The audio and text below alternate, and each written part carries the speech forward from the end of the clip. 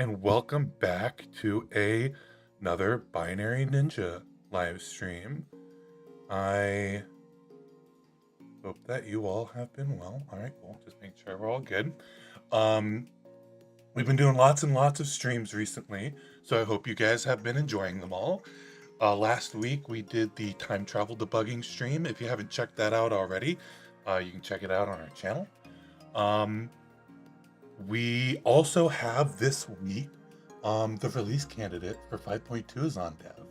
If you have an active license for Binary Ninja and you switch to the dev channel and you update to the latest, that should be just about what 5.2 is going to be. And that's coming out next week. We do have another stream next week. We'll be interviewing Tim Blazeko, who's one of our reverse trainers teaching software de-obfuscation techniques. But this week, we have a very special guest, Marion, who will introduce herself. So, welcome to the stream. Thank you for coming on today. Hello. Yeah, thanks for having me. I'm excited. Um, I have a couple questions prepared for us, and then I believe you have some cool visualizations to show off afterwards. If anybody in the live stream has questions for Marion, feel free to drop them in chat. We'll get to them as we see them.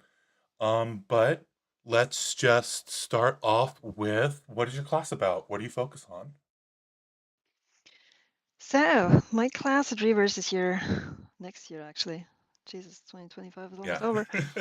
Um, it will be about Linux malware reverse engineering, which in itself is a peculiar topic. Like a couple years ago, I've been joking that all the malware on Linux is either Bitcoin miners or denial of service bots, and that they're really, really boring. And in the last few years, actually mostly the last few months, that field has been heating up with really interesting samples. And Yeah, so we I'm were looking talking forward to about that a bringing little those bit to. before the stream. What's been happening recently that's been interesting?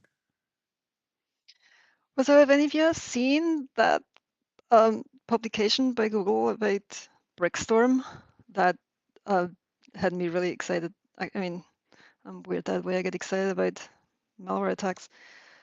But the Brickstorm was an attack that targeted edge devices more than like your usual endpoint.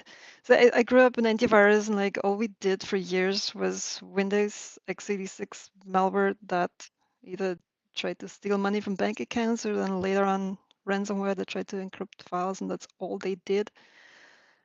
And I think with Brickstorm specifically, we've hit this new era where we can't be stuck on Windows and we can't be stuck on x86 architecture anymore. Like we Hmm. need to look at whatever runs and wherever it runs.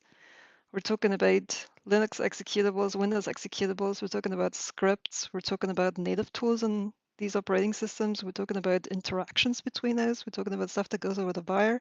Like some of these samples include OD exploits and ND exploits. And we're not talking about sophisticated malware there. Like altogether, it's really just run-of-the-mill type of attacks.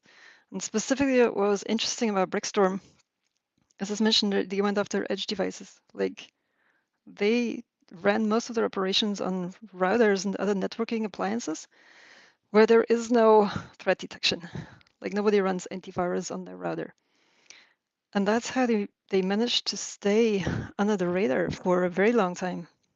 Like I think almost undetected for a year, stealing data out of the victim's network. Yeah, that has me excited because that means that we as analysts need to amp up our skills. Yeah, another one of the things we were talking about is how a lot of security is reactive, and for the longest time we've had to get these samples, generate signatures for them, roll out those signatures, which is impossible for these devices that don't have any endpoint management on them. But it's frustrating to be stuck in a position where we can't stop malicious code as it executes. Yeah, it's interesting if you look at malware business models, that explains a lot about how they operate. Malware really hasn't gotten more sophisticated since I entered the field. I've been in this industry since 2011. And honestly, back in the day, the runtime packers and the obfuscation and the persistence methods and stuff were more impressive than what we see in samples these days. Hmm, And really what it tells me is that threat detection hasn't moved forward at all. Like if we look at the business model of ransomware, for instance, they don't have to be obfuscated. They don't have to be stealthy. They don't even have to talk to a remote server. I And see. just because they don't have to do any of that, like what does threat detection even mean to them? As Once the sample is in the box and executes, the damage is done, and then you can roll out whatever signature you want. It's not going to help. it's interesting that to think of it like that. In a way, security engineers have failed to force malware analysts to innovate. So they're using the same techniques they always have. And we talked about this a bit before the stream as well, that you have these operating systems that have extreme backwards compatibility, that they're not just going to close security loopholes because it'll cause problems. Um, Yeah, something that I find both surprising and entertaining in that regard. I've been looking into process injection techniques in Linux, mhm. and there's techniques. They're a little convoluted if you compare them to Windows, because the Windows operating system gives you an API to do your process injection. They literally have an API to write to a remote process. On Linux, there is no APIs. You need to work around that issue, but it struck me like, why?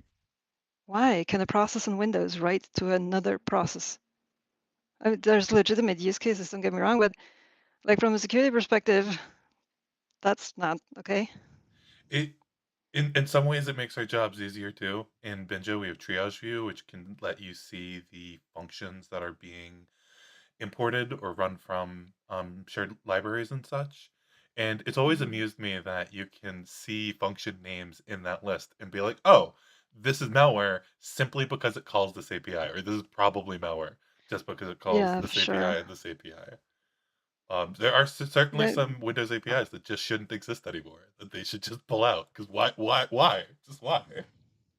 well, yeah, again, I understand why they were built and why they're still there and why they have to be there. But like every other runtime packer on Windows I've looked at uses that, like uses the ability to write to a remote process, like it's a child in that case. Some malware is even hiding in other processes' memory because they can. And like, Yeah, why can't they? yeah. Because we let them. We haven't forced them to innovate, so we haven't patched those holes, so we haven't forced them to innovate. So we're still seeing the same persistence and I guess some in some cases exploitation techniques we've seen for a long time. Plus, they get the advantage of being able to use end-days and re-implement all the CVEs a lot of people on this channel spend their time looking for. Yeah, that's something that surprised me about Linux malware. Like on Windows, you see very little exploit that ship with the binary. Mm-hmm. I don't recall a Windows malware sample that had any form of exploit, doesn't matter ND or OD.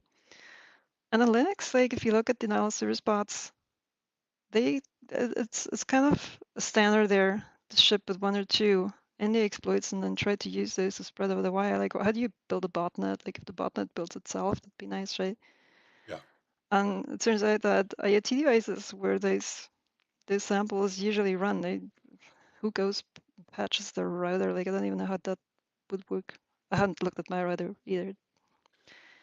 that actually raises an interesting point. I've never thought about having endpoint management on all the random IoT devices on my network, and just how I don't know the update policies of those devices and the companies, like what if they're giving me new kernels or whatnot. They're probably ripe with NDAs, exploit, or being able to raise your privileges and all sorts of easy low hanging fruit. I wonder though why we don't see that as much on Windows. Is that because of Windows Defender? Are they able to make really good signatures for the different exploit patterns after they happen? Well, Windows primarily runs on endpoints, Mm-hmm. and endpoints usually get patches, and Windows over the years has gotten pretty good with at least patching the vulnerabilities they know about. And I think that's what prevents those exploits. It has a pretty good firewall. I'm not sure It's all another aspect. researchers would agree that they've been good about patching the bugs they know about. Right. But yeah, for sure, they've made an effort more so than in the past, I feel. I always I always hear more and more about it. Yeah, I mean, what else is interesting about those NDAs in denial service bots and other such malware is like we're not talking about last week's, I don't know what, big application exploits. We're talking about like 5 to 10 year old vulnerabilities that they're exploiting. Yeah, yeah, I for sure. mean, You get into an interesting world when you get into like devices people aren't actively using and interfacing with every day. it's an entirely different level of lack of patching. Yeah, for sure, for sure. One that I haven't really even considered from that perspective very much at all. Fun, very fun. Let's see. I also noticed in your class description you talk about Rust and Go. What's the latest in the malware world you're seeing with those languages? And what techniques are you teaching people to what's hard about them, and what are you teaching people to work around those problems? Well, if you have opened a Go or Rust binary in a disassembly framework, you might have noticed that there is a lot going on. And binaries that big, like we're talking about thousands and thousands of functions.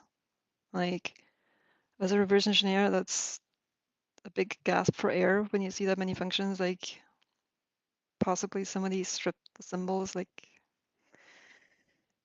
imagine a Rust binary with 3,000 functions with no symbols, with obfuscated strings, and Yeah, you have no idea where to even start. So that's the challenges we're talking about there. And then there's also something more subtle that I noticed of myself is that I called myself a Linux and Windows malware reverse engineer, but in reality, I'm a Linux, GCC, and Windows Visual Studio reverse engineer. And that's the patterns that I trained myself to recognize over the years.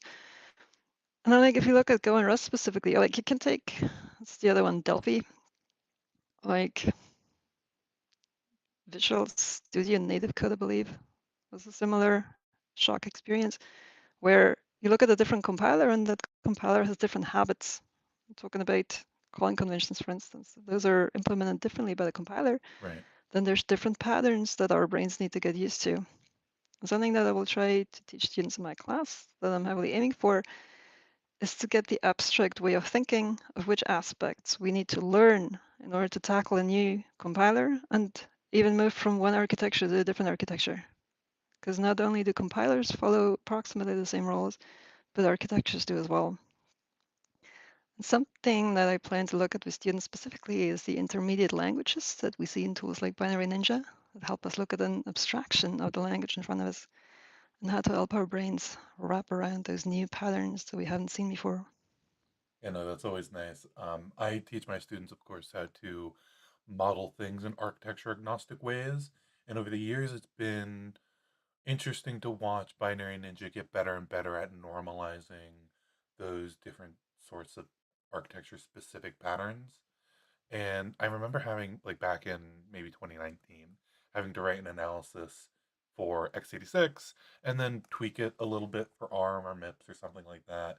But more and more these days, I wonder if it's partly because of the prevalence of LLVM, or if, again, it's just Binja getting better and better about normalizing the code. But all my scripts these days are able to work across platform, across architecture, but you're right, because I think that if I were to look, like, I know a lot of these specific patterns in LLVM and in GCC, some of them in MSVC as well. But if I switch to a different compiler, I'd probably notice it does even just stack canaries differently, which you're so used to seeing in every function prologue and epilogue. Um, do you think it would become a hindrance for you? How quickly do you think you could pick up a new compiler? Well, there's a way to normalize that, right? Like calling conventions are an important thing. Stack Hmm. management is an important thing. Hmm. If you look at the latest versions of GCC, they have a lot of data live on the stack, which is kind of confusing if you think about like earlier versions allocating memory for data, and now suddenly everything is like stack references aren't as easily analyzed if you look at the assembly code. Anyways, like in order to catch up on these new patterns, I would say it takes a good couple days to a week to really get that in your head. But there's ways to normalize that, like to abstract that if you know what you're looking for. Yeah, for sure. But so something I definitely want to do with students is work from the bottom up, like work with the assembly and from there understand how assembly is lifted to intermediate representations. And when that step is understood, it will become more clear what that abstraction needs to look like in an analyst's head.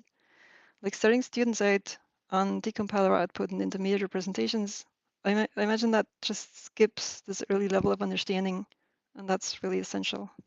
Yeah, no, I've never thought about when going to reverse a Rust binary, sitting down with the Rust book and reading about the Rust compiler, perhaps, and its different stages and how it works to better understand what's going on. Like, I know a lot about LVM, which helps, but still, there's so much in Rust that if I were to open up a Rust binary right now, I don't think I'd be able to reverse it particularly well. And just thinking of it as a new compiler is an interesting approach to that. Yes, same. Like I'm still working on my Rust skills, and I imagine so do most people. But like to compare that, Rust isn't the first language. That's weird. Hmm. Um, Rust is special in many ways, but back in the day, we saw malware written in Delphi. And I have this one particular memory where I was sitting in a room full of analysts. I think there were 4 or 5 sitting there. And our manager comes in and says that we have a new customer and they have an application and they believe there is a backdoor in that application. So we need to reverse the thing from top to bottom and like turn over every stone to find that potential backdoor. And then he drops it, it's a Delphi binary. And like I was one of the junior analysts in the room. I was like, what's going on? And the other 4 were just like, oh no, like disappearing under their tables. And then it took weeks to understand the thing, and there was a vector in there, and the vector was found, and that was great. But oh my, then we had to understand like Delphi has some weird code constructs that are reflected in the binary itself, Hmm. and it has its own way of abstraction. Like Rust and Go ship with their runtime libraries built in, right? So those runtime libraries allow them the abstraction from the system they're running on. And Delphi kind of has it built into the language, which then also shows up in the binary. And that makes those binaries just extremely convoluted. 'Cause, like you're not calling file open, you're not calling memcopy. You're calling some API that calls another API that calls a bunch of APIs that then eventually lead to the system call that then gets you the handle on the fresh memory or whatever you want. Mm. And now imagine that without symbols or anything to read the functions that you're trying to dig through. So it's That's honestly already a lot about how I think about Rust and Go samples as well, because they have so many different intermediary functions that get called. I've never, mhm. I think I actually was looking at a Delphi binary the other day, but I was looking at high level IL, so I didn't really notice that what it was. But I've never seriously looked at Delphi for long enough, especially in the assembly, to understand what's weird about it in particular. I actually be curious. Like that was a long time ago, that project. I need to go back and see what's changed in analysis tools. Maybe now it's a lot easier than 10 years ago. Yeah. Um, who's to say how far their compiler has come to make their code better optimized and have fewer of those weird patterns? And especially with all the improvements in decompilers recently, to be able to normalize that code better. Yeah, that reminds me, I've actually never looked at the decompilation of Rust. Hmm. Would you recommend that? Well, I believe IDA and Ghidra's most recent versions shipped first-party Rust support. I'm excited to take a look at that personally because I haven't. And Binary Ninja also has a pseudo Rust representation. But again, the problem becomes when I'm looking at these binaries, just all the intermediary functions. You're calling, um, well, just any function is comprised of a dozen different helper functions and checking for the memory safety, all the allocations and deallocations that get made, all that sort of stuff. You don't just see main with a call to print with your string. You get all the other junk. And I know in Binja we're going to have to write probably a workflow that customizes Binary Ninja's analysis engine to be able to just remove those functions, maybe. It's an interesting thought of whether you want to represent the binary more similarly to source code or more similarly to what's actually going on in the program. And most reverse engineers, I would expect, want a version that want what's going on in the actual binary to be represented to them, but in a way that makes the most sense, which is why we usually reach for our pseudo C representation or our pseudo rest representation. But again, there's a lot happening on the system that you don't care about. Honestly, some of the microcode stuff we were talking about, you don't care what's going on in the microcode when you're looking at your assembly. We don't need to represent all of that. We don't need to represent like explicit flags in disassembly. Seeing all the flags that get set by every instruction would be obnoxious, get in the way of reversing, I think. And I'd make the same argument for a lot of other things, a lot of these other, um, what I would call system internal things to the language. We'd want those removed for us, I would expect. Yeah, and that's a good argument also if we talk about malware analysis. Like stack layout is not interesting for my customer if they want to know whether a sample is malicious or not. Right? So they me digging around in variable sizes and I don't know, mem copy internals is probably not going to be interesting for them. What they want to know is this ransomware? Is this a Trojan? Is it a backdoor? Like, does it have ability to spread? And that's the typical questions I would get if I see a piece of malware. And so, like, malware analysis, oftentimes what we're working on is not extremely detailed reverse engineering. It's like how to answer those questions. Sometimes the answer is a sandbox. Sometimes the answer is a disassembler. Sometimes the answer is like the compilation output. It really depends on the use case. Yeah, yeah, and again, we don't care about what the source code is, we care about what it's doing and whether or not it's malware in the end.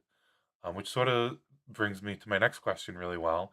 How is malware analysis different from other specializations like VR, deobfuscation, or stuff like that? That's a good question.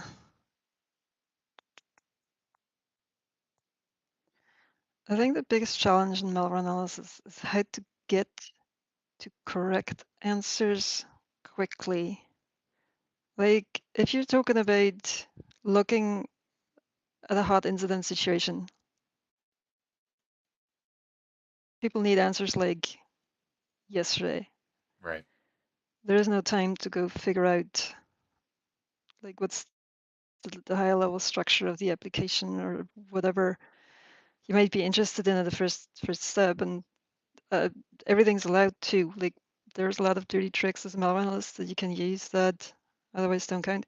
And something I said earlier, I've been thinking about that lately. Like in vulnerability research, data sizes matter, data types matter, right? Whether something's assigned or an unsigned integer matter. I've never thought about that in my whole career as a malware analyst. Whether something is an integer barely ever mattered, or the signage thereof, etc. And like I recognize when I look at the binary in a disassembler, I couldn't tell you for the life of me whether that code that I'm looking at is vulnerable to anything. Like we don't look at user input, we don't look at parsing functionality. We want to know what the thing does as fast as possible, but we're not gonna be analyzing the correctness of the code Yeah, that's whatsoever. interesting to me. Honestly, that's almost frustrating to me because we're in other other applications of reversing, we are very concerned about the semantics of the code, the meaning of the code. Um,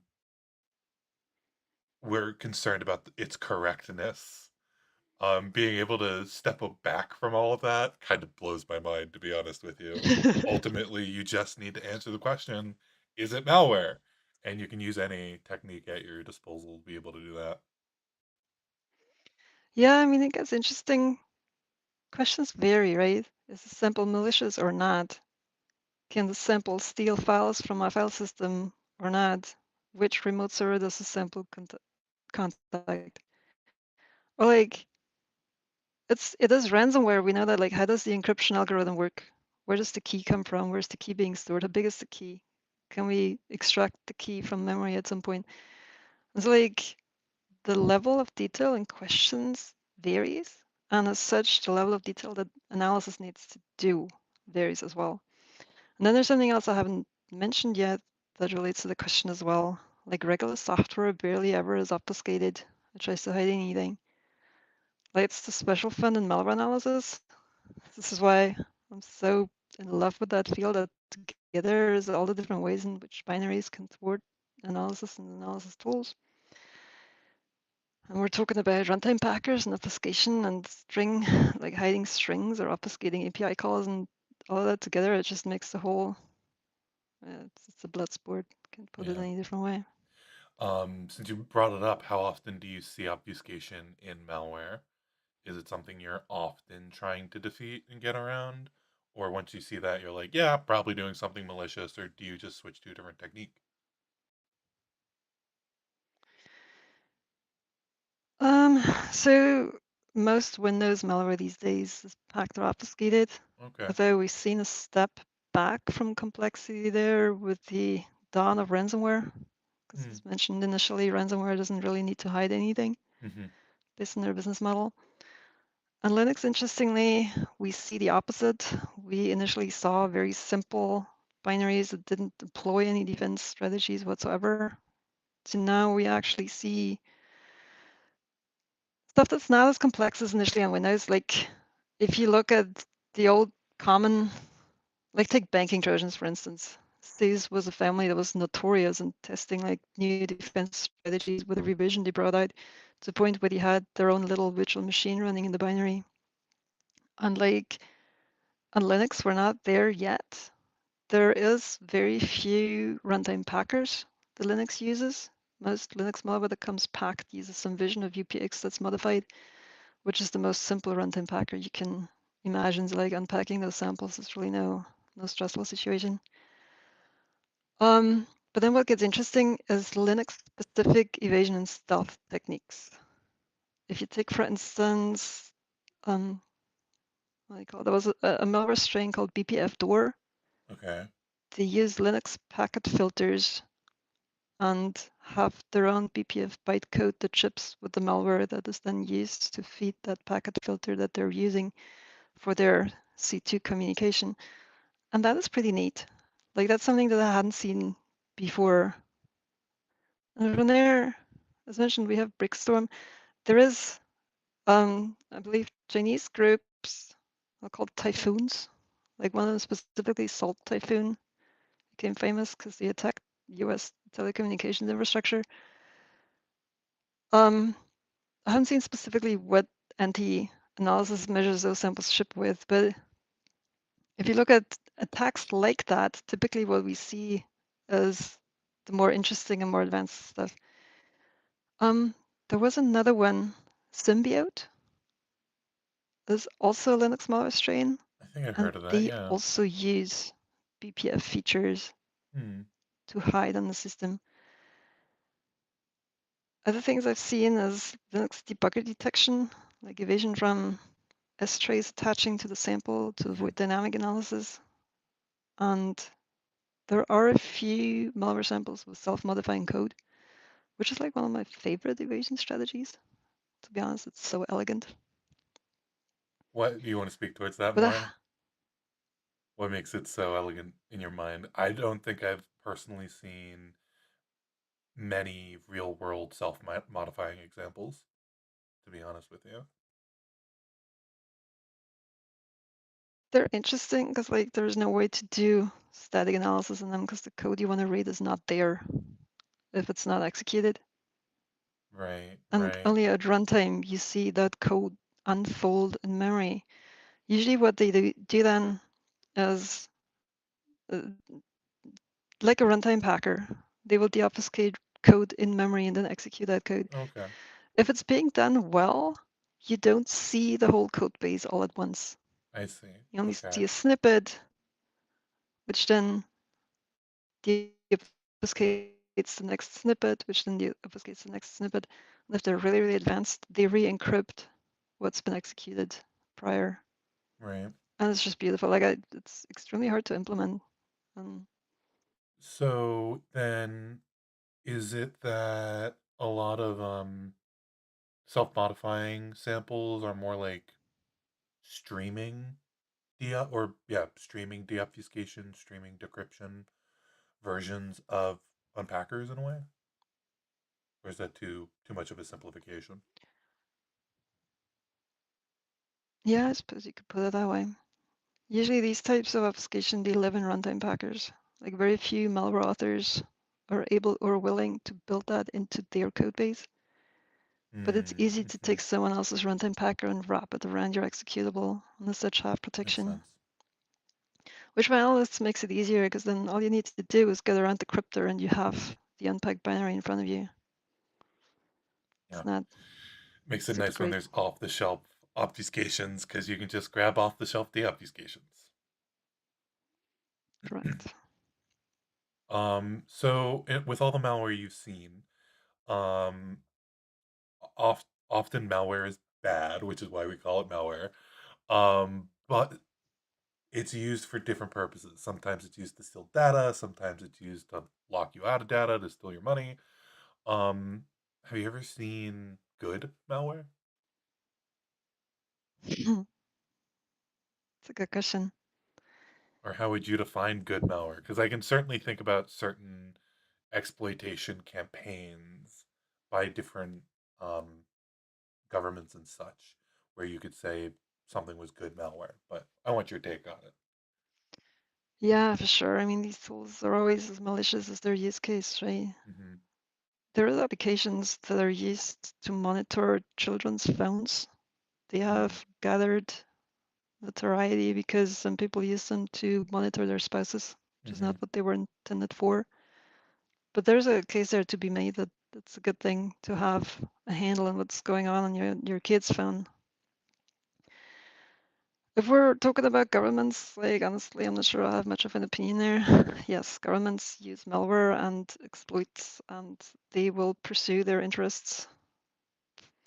And you can It's above consider my those head. good or bad depending on your own ideologies. But Correct. it is Yeah. interesting to think about that sort of app as being malware, just because it's not when it's used for how it's intended, but maybe it is when it's used for how it's intended. But it is about how you use it. Yeah, for sure. Like if you think about it from an analyst's perspective, and it's totally selfish for me to say, but those are the most interesting malware samples Yeah. because they were developed with actual development budget Mm-hmm. by real software developers. Mm-hmm. And that's usually what makes for the good stealth tricks and the good obfuscation and whatnot. Somebody in chat here is mentioning the word polymorphic, and it's interesting to think of it as polymorphic malware that's malicious when it needs to be and not malicious when it doesn't need to be. Although I imagine that plenty of that's a common detection evasion technique. Just be noisy when you can be noisy and hide when you need to hide, in a way. Yeah, to be honest, I can't think of malware in the wild that acted in a benign way to then also have the opportunity to do malicious things. Although there's something to be said about benign software shipping with actual backdoors That's that true. were put Yeah. in by the original developers. I seem to recall that that has happened, and that would be a case for like benign software that does nefarious things. Where would you draw the line Like though between like a that gets us Trojan? to a whole new topic. Sorry, you cut out there for a second. I'm just gonna refresh your video. Um, what would you? What was the question I had? Um, I might have lost it. Good malware. Yeah, I forgot the question. Anyways, I've got more here. We've talked about some patterns already in code about being able to recognize different things in the different compilers. But when you're reading code or reversing malware, what are some of the most common patterns or relationships that you look for? That's a good question. That mostly depends on the purpose of analysis. Like, if I'm looking at a sample that comes out of an active incident and somebody's asking me how to stop that malware from spreading, Mm, my first intuition will be to look for how the thing is spreading. And like, depending on the system we're on, there's only so many ways. So like, there's a fixed set of questions that allow me to approach the binary from a certain angle. If it's a Friday night and I'm looking at a sample out of pure self-entertainment, I'll just go blindly look function by function to see what is in there. And like, say I come across a debug string that says keylogger here, then I'll focus on that function. In terms of patterns, it seems silly, but like the first thing I will look for is strings and function mm, names. If hmm they're symbols, that's a big win. If they're strings, that's a big win. In lots of cases, that's not it. So then the next thing I will look for is string obfuscation, if I can de-obfuscate strings, because turns out most applications, including most malware, actually have readable strings somewhere. Sometimes they need to be de-obfuscated, decrypted, but once you have those, that's a big help. And then, of course, like malware is extraordinarily simple software.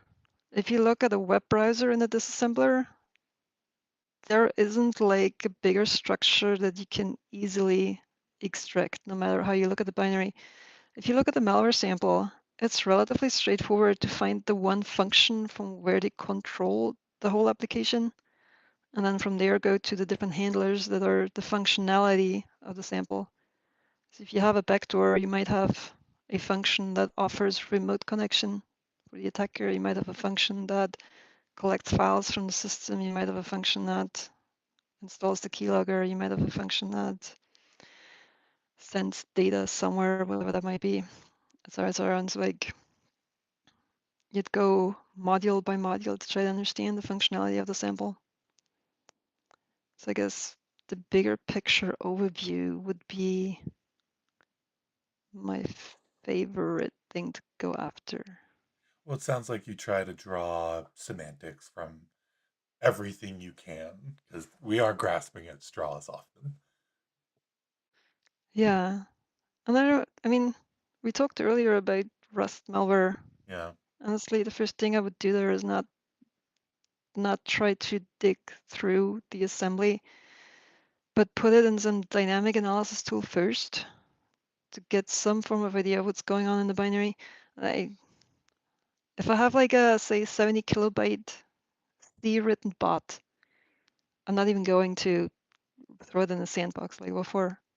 But then if you have like a 6 megabyte Rust executable that's been stripped of symbols with obfuscated strings, it's the opposite type of situation where a runtime trace might be your best guess to get started and like find interesting bits of the application. right. Yeah, no, I often say that if you can run a program, usually you want to because it'll give you a pretty good idea of what it's doing. But certainly don't run malware on your box. And if it's a simple enough binary, what's the point? Yeah, and I mean there's other complications too, right? Of course you don't want to run the malware on your host computer. That's kind of clear. But also there is a major hiccup with sandboxes, which I've had arguments over Yeah, the entirety of my career. Because people like dynamic analysis, right? If we just execute it and see what it does, most malware will not show you what it does just by being executed on no matter where you run it. Some of them require other components. They require user input or configurations. Some of them require C2 input to actually launch functionality.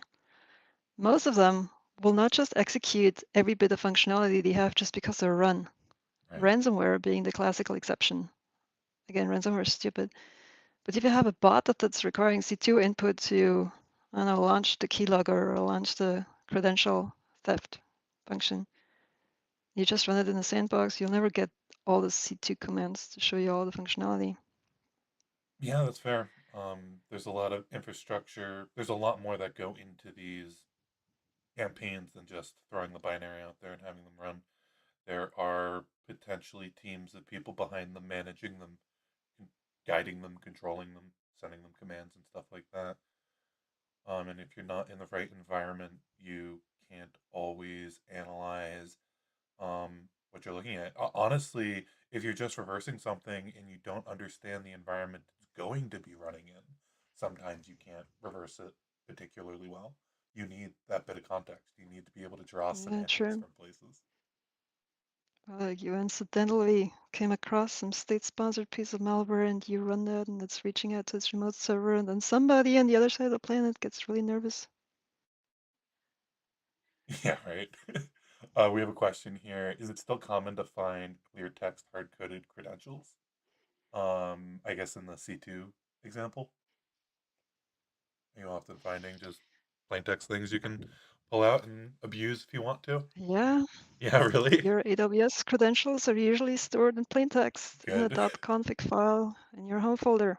Okay, that's fair. That's fair. Perfectly readable from user and processes. Hmm. That's a good example. And then like, yeah, I think lots of cloud credentials are just sitting around in plain text. Yeah, managing your API keys and API tokens correctly is apparently very difficult. It's certainly much easier Hmm. just to say put a config file in your home folder or Hmm. export an environment variable is a good one. Yeah. But what SSH about keys, I think, also just sitting around, yeah, right? yeah, not having them Yeah. encrypted on your local box. But what about in binaries themselves? Do you see credentials in binaries often, or like not what they're stealing to for them to be able to work? Oh,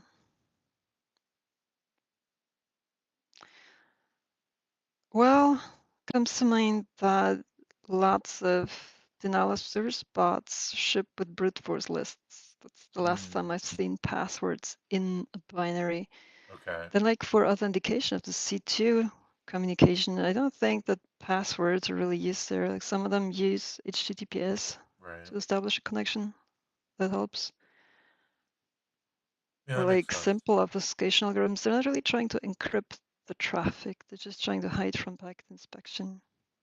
And any, well, there's not often verification done in malware, I would imagine.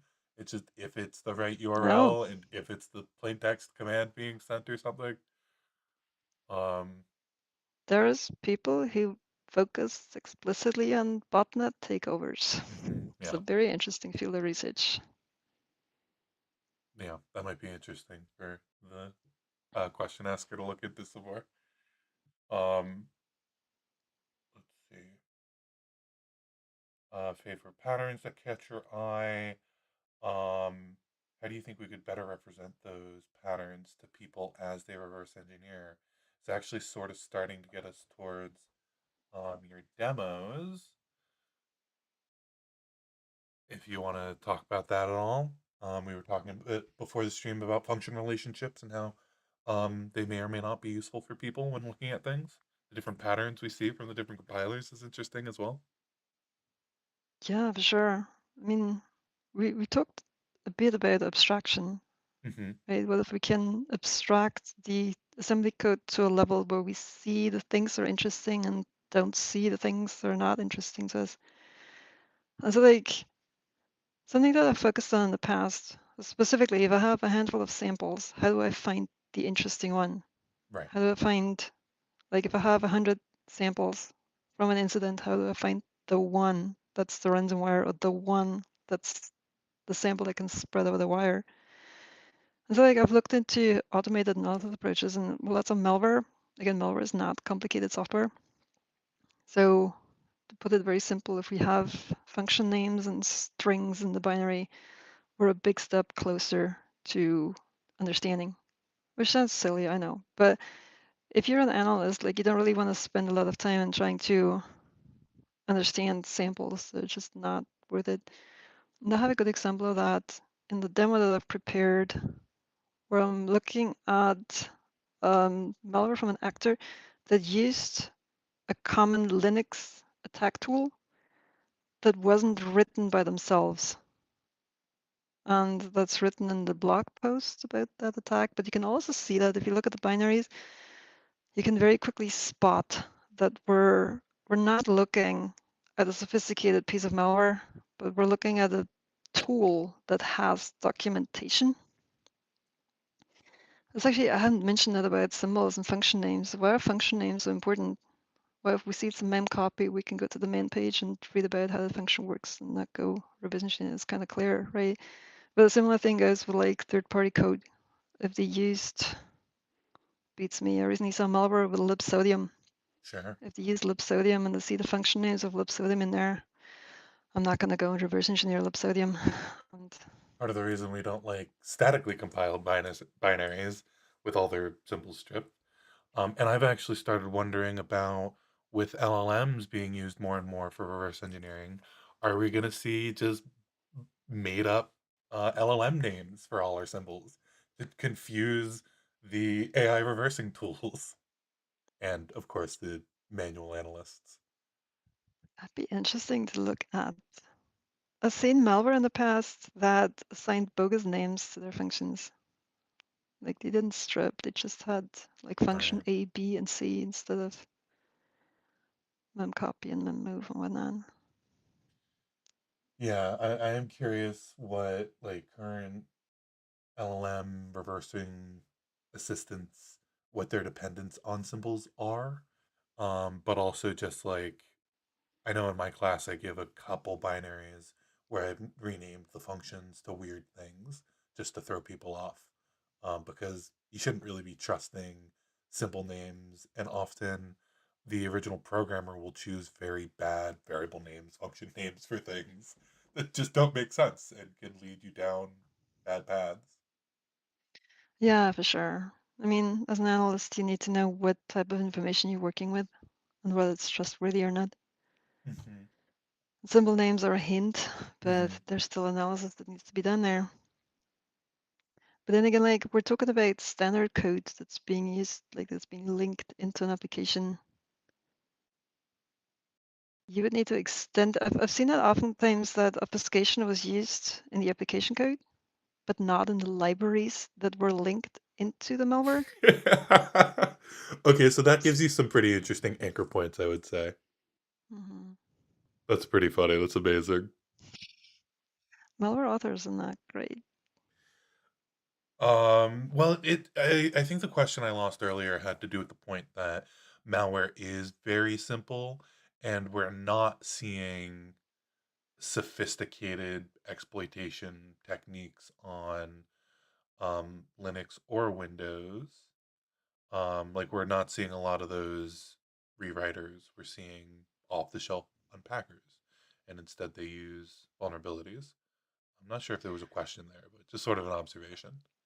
Oftentimes, there is complex malware and there is significant challenges in obfuscated binaries and binaries that uses multiple components.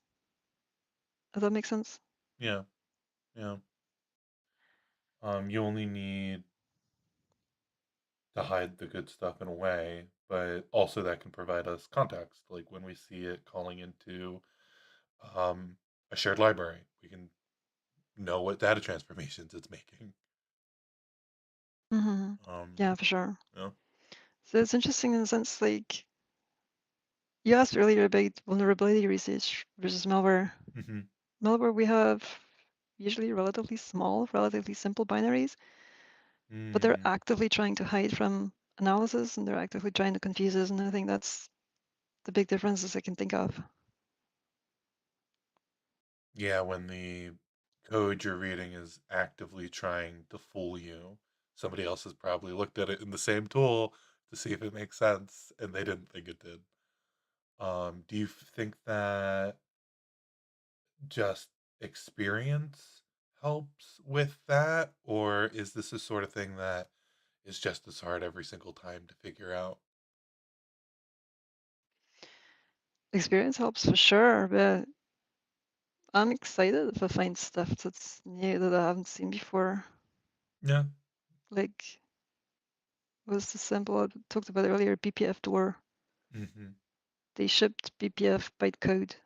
And it turns out that the only tool I could find that can currently almost reliably disassemble BPF bytecode, um, what's it called again? Some text-based disassemble capstone. Capstone does that. And capstone crashes on one or two instructions in there, so I needed Good. to do manual patching on that bytecode. Yeah, it's a mess. Amazing. But then you get instructions for BPF bytecode, which you still can't read because who can reverse engineer BPF bytecode? Then you go to the documentation which they have, and then you try to piece back together. So it's fascinating. I loved it. It was a pain, but it's great. Yeah. Like Do you, what do you do when you have statically compiled binaries? Do you have any techniques you use on those? Just flirt, flare, Lumina, or other things? little question from the people who write the tool. Library code detection in Linux samples is bad, Hmm. unfortunately, across all the different reverse engineering frameworks. And that's a problem because like Linux usually, like a lot of Linux malware was shipped statically compiled because that way they're independent of libraries that exist in the system, which kind of makes sense. Hmm. And so like if they strip their symbols, then we look at a lot of library code, including libc, libcrypto, libpthread, etc. And the problem there is like if the symbols aren't there, we're stuck with signature detection of those functions, and that signature detection is bad. I did a experiment a while back of like a hello world built against libc statically, and like I won't name names, so one framework found 16 functions of libc and the other one found 14, and the third one I think 12 or so. And like, libc has like hundreds if not thousands of functions. I didn't count, but there was a lot that was missing. Very interesting. Um, You must have some experience doing at least binary fingerprinting, if not function fingerprinting. Yeah? Do you have I any? spent a lot of time in specific libc functions. If you take it like that, there's only a handful of functions, a handful of like libc APIs that are really actively used, Sure, especially like in malware. there's only like 12 x86 instructions that actually are used or something crazy. Yeah, so you get really good at seeing memsets, and there's different versions of memsets to be sure. Like I can recognize memcopy from the call graph and stuff like that. So yeah, you kind of get more efficient at that. But then also something that I recently noticed, like that's actually has made it possible reverse engineering Linux malware altogether, is a behavior of the Linux linker to put object files into the binary in order. That means you Mm. will have first the application code, then the libc, then the libpthread, etc., etc. Like you see these block functions in the binary. So far, so cool. So if you can find out the limits in between, like what's the application code and what's the library code, you don't necessarily know.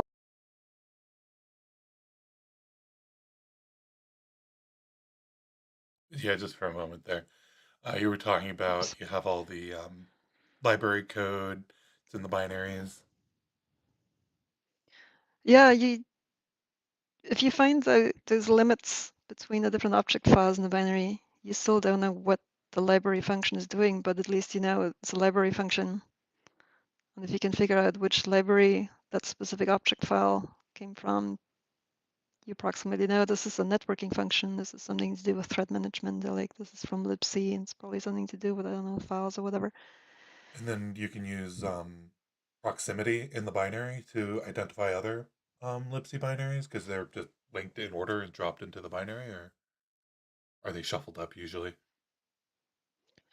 Um, that's a good question. I haven't looked at that. I don't think that they're shuffled actually.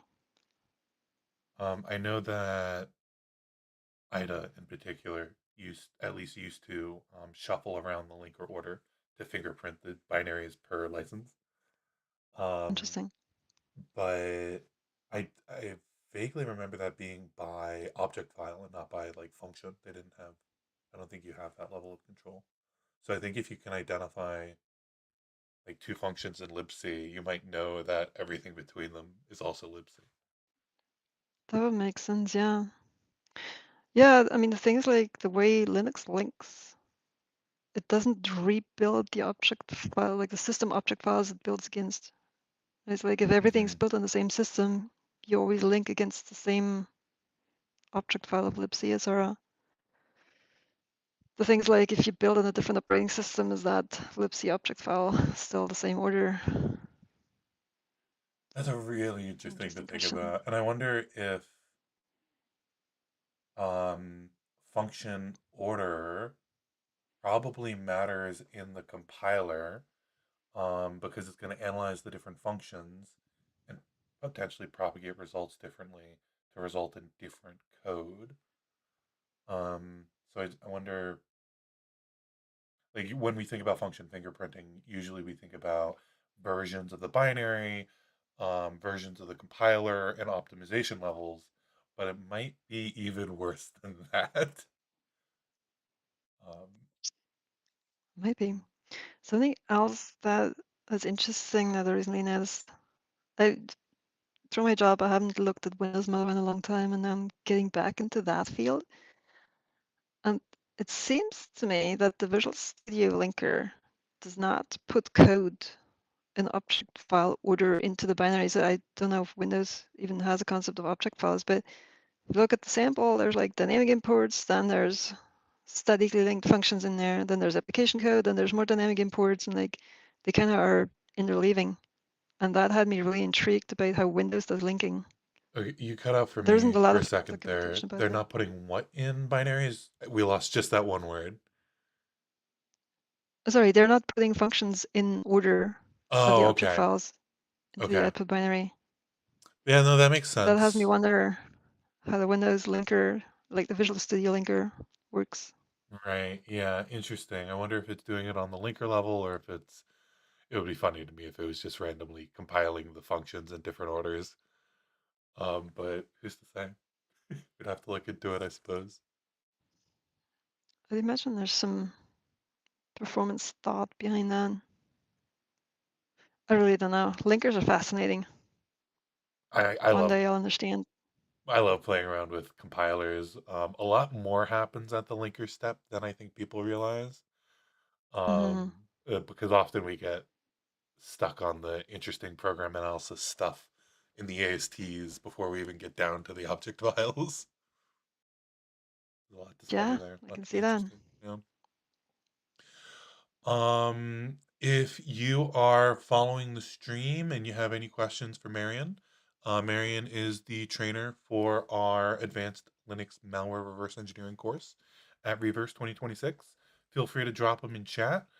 We do have a couple I've missed. Somebody asked what common protocols are used for communication with C2 servers.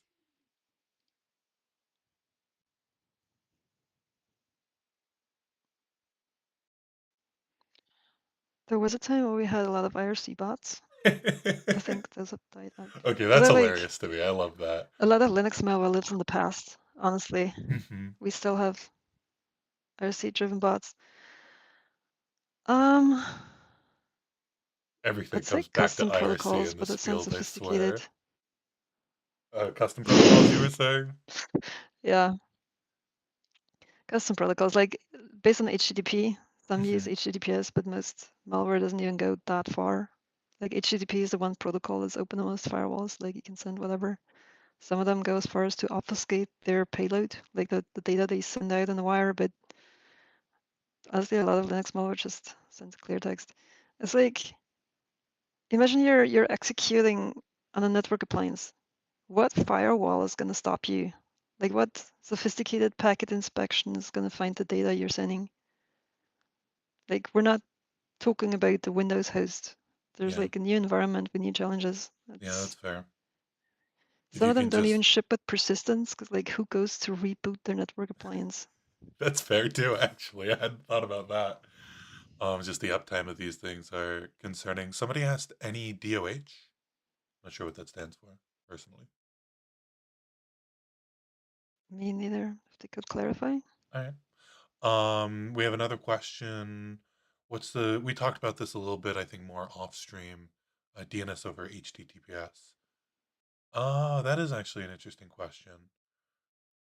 Because usually we identify, or one of the ways to identify malware is just based on the URLs. So I guess statically that doesn't necessarily help, but when they're running to prevent detection potentially. I haven't seen DNS or HTTPS No? specifically on Linux. And I don't think on Windows either. Um, Interestingly, a lot of Linux malware contacts IP addresses Yeah. instead of domain names. Oftentimes they're hard-coded. Is that Like, better? um, you don't see weird domain names or like any DNS traffic whatsoever. Like it Okay. helps hiding from network monitoring. I see, yeah. Gives It's fewer not, signals. yeah, it's not as flexible because like the IP address is kind of, I mean, you have to have a static IP address on your remote server that has to remain available and contactable for that bot. I mean, Are organizations less likely to permaban an IP than they would a URL? individual companies maybe, but what I've seen is that AWS is actively going after IP ranges that are abused by attackers. Interesting. This group at AWS is called AWS Shield. They're really interested in the IP ranges that bots use these days. I would have expected that not to necessarily be safe because they can always be recycled and be used for legitimate purposes again. I don't understand that area of networking very well, but it seems to turn out that IP ranges Hmm. as such are oftentimes less volatile than if you think about individual IPs. Where are these going back to? Are they being run just in like DigitalOcean servers, or are they usually like I just don't know what boxes they're coming from, to be honest with you. How Well, these public people are IP even getting ranges, their IP ranges from. if I understood right, and I'm not super familiar with that space Sure. altogether, honestly, just from looking at over other people's shoulders. But like, as far as I understand, the P ranges belong to ISPs or like companies that manage them. And AWS has their own range, etc. And then there would be a DigitalOcean that has another range. Okay, so there might be It's certain like, ISPs that aren't as good about knocking off malicious actors that are now getting labeled by AWS as just not performing well or nicely. I imagine. Yeah, I that's never interesting. asked them specifically why they can do what they're doing. I'd be curious to see if there or what the trade-off is with knocking innocent customers offline by mistake in all this. We have some more Good questions in question. chat here, unless you had some more to say about that. No, I'm trying to think about remote communication in Linux bots specifically. Like Hmm. on Windows, you see a lot of stealth, like timed communication, Mm. obfuscation of the contents are in Linux. Hmm. I don't recall that being a major focus. Altogether, I have the impression that Linux malware is less talkative than Windows bots. Any because they're just trying to evade detection more, or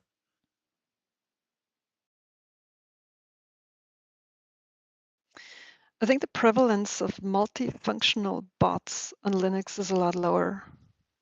Like if you take your average Windows bot, they'll have CNC communication to control the functionality of the bot. If you look at Linux, I think we're looking at more modular malware, where a piece okay, of malware has a purpose, and then another script has another purpose, and then the next binary has another purpose, more than putting all that functionality in the same executable. Like if you look at BPF tool, for instance, the binary I looked at that had the bytecode, pretty much its only purpose was to install that net filter to be able to receive C2 communication in a stealthy way. And then it also opened a reverse shell for the attacker. And that's it. So is each stage really simple, or are there like multiple implants that need to get onto these systems for these for I would consider these somewhat more advanced than just a um, ransomware or something. Yeah, and BPF Tor is definitely considered advanced malware, but like really its only purpose is to have that backdoor, as far as I remember. Hmm. There might be other things going on in there, but it doesn't have like a complex C2 protocol. Okay, And like I imagine that there's other components to it. sure. Yeah. Um. That's what I mentioned earlier. They're Yeah. like the challenge is to have all the bits and pieces that came with the infection. Yeah. Yeah. Whereas on Windows, you have a malware that runs and does the whole job for you. Like on Windows, we have this concept of rats, like remote access Trojans, Hmm. and they'll do anything from screen captures to camera captures to keyloggers to data exfiltration to wire sniffing. On Linux, we don't have those, but I don't know if we ever will. Like on your average router, there isn't that much to do. I see. Yeah. Okay. And if you infect the server, there's no, there might be a keyboard that you can, there isn't even a keyboard attached to the machine. I wouldn't know how to do a keylogging on a remote server. So Like are there's no camera, there's no audio capture. There might not even be user files. yeah, that's curious. It's going after more of a narrow band of things. That's interesting to me. Yeah, from a malware perspective, we have different use cases altogether. Yeah. Yeah. Different But if you look at Salt users and Typhoon, systems.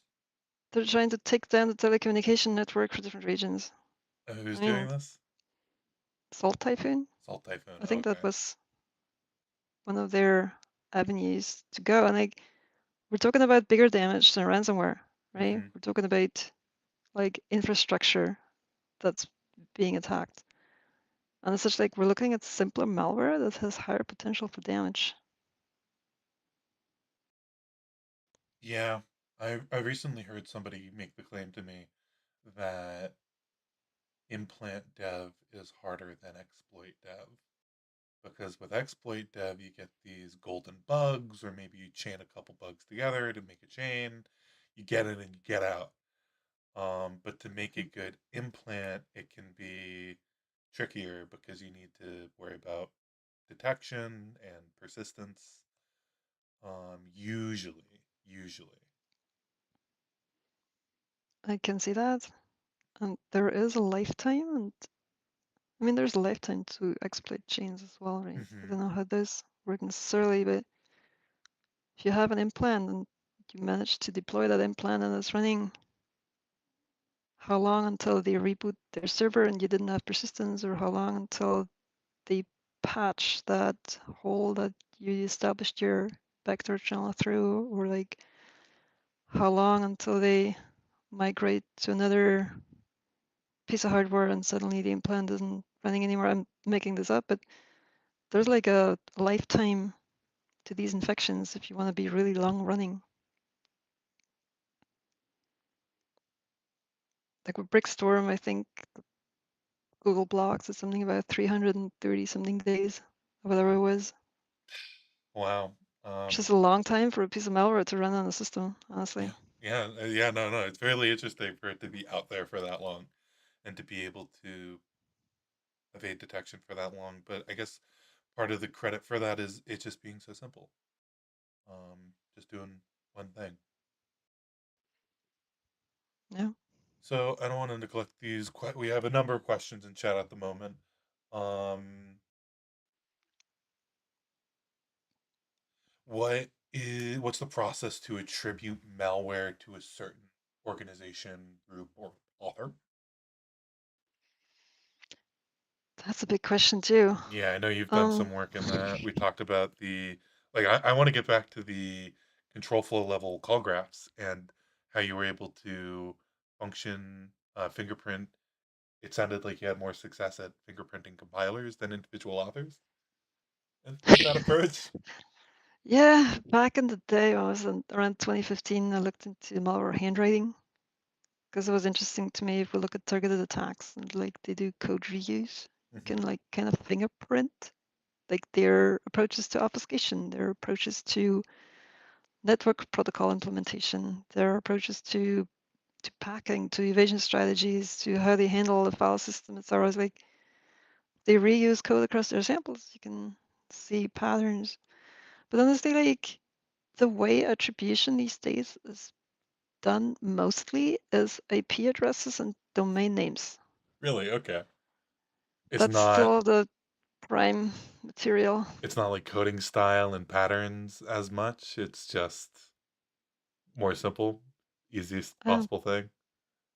I think so. I guess that makes sense. Don't overcomplicate things if you don't have to. And I imagine there are very few customers who are interested in tracking at that granularity, anyways. So I don't imagine there's a ton of research going into that necessarily. I've heard of programs and such, but I'm not so sure. I think we're living in times where state-sponsored attacks are interesting again. yeah, Not to go into specifics there, but I imagine that there's people somewhere looking at who are, genealogy again a little more intensely. yeah. That's fair. Mm. That's fair. Are most Linux malware targeting embedded stuff or desktops and servers? That's interesting. Obviously, there are Yeah, so many IoT. more IoT devices than just users, but It's interesting. Like it's somewhat the inverse of Windows. And Windows yeah. malware is going after the end user, like Hmm. after the people sitting in the HR department opening PDF documents. That's your target group. Hmm. And Linux, they're mostly after IoT devices, and depends what malware too, right? Like IoT devices are the low-hanging fruit. That's Hmm. where you want to run your botnet. And then we have servers, and like for a long time we didn't have Linux ransomware, and now we do, because ransomware authors have found out that you can go after ESXi servers. The thing with like most Linux servers is they're easily replaced, right? Hmm. If you have your web server, like ransomwareing the web server really doesn't stop anything in production, barely. It's like Linux ransomware for a long time didn't make sense because Linux machines don't have the interesting user data. Talking about the HR database, like customer data, etc., that lives all on like storage devices. Yeah, that makes sense. And then ransomware found ESXi, and ever since we have Linux ransomware. It's quite interesting.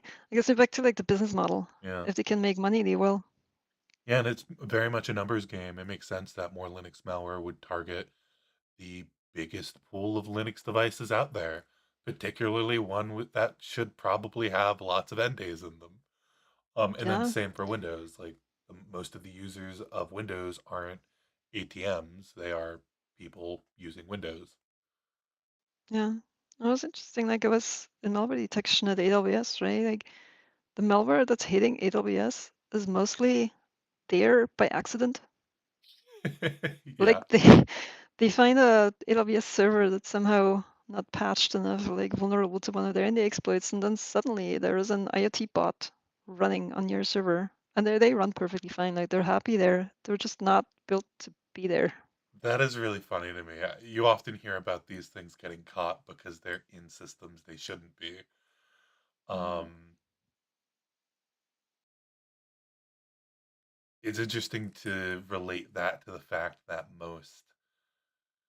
that a lot of malware doesn't want to run outside the environment that's supposed to be. So when it thinks it is outside the environment that's supposed to be, you know, it gets detected, perhaps. But like Yeah, it feeds back to the conversation about understanding the context of the system as you're analyzing it. But malware can mess it up. Malware can identify itself as being in the wrong environment and enable itself when it shouldn't. But also as a analyst, you need to have some idea of how the software is being run, the environment it's being run in, to be able to do some of your logical deductions you need to be able to do. Yeah, I mean, the funny part about those cloud samples was like we knew that they weren't supposed to run on the cloud because they would start out trying to execute like MIPS malware, and then they'd run RISC-V, and then they'd realize they're on x86, and then run the x86 bot. Having that particular priority list is interesting to me. That's Yeah, really for funny. sure. And it's interesting to look at the same source base and all those different architectures. Yeah, and it relates to one of the user questions, how much Linux malware is compiled for ARM versus other architectures have you seen? Most of it, if we look at the vast majority of Linux malware, we're still talking about denial service bots and Bitcoin miners. And they'll try to run just about anywhere. Like the more they can execute, the better.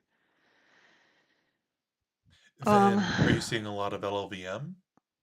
Because you mentioned you feel you're more proficient with GCC and Windows, but yeah, I'm not sure I could tell you. I'm yeah. definitely very trained in GCC compiled C executables. Hmm. I'll need to look what's the difference to LLVM. But so like, I'm just trying to think of the targeted samples or like the more advanced Linux malware samples. I only recall x86. Okay. I mean, I I guess might that's have to. fair because again, the targets that they're working on, for Windows Mhm. at least, makes sense that it's mostly all x86. I am a little more surprised that you see as much Linux x86. I would have expected more weird architectures in there potentially, like you mentioned, MIPS and Mm. Yeah, come PowerPC. to think about it, I'm surprised too.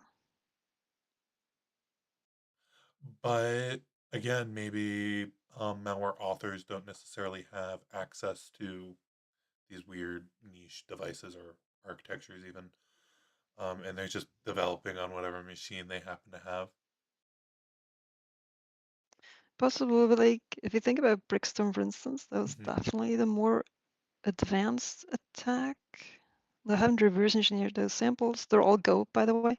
Oh yeah, Like everything that Google shared was Go executables, and I think they're all x86. If I saw right.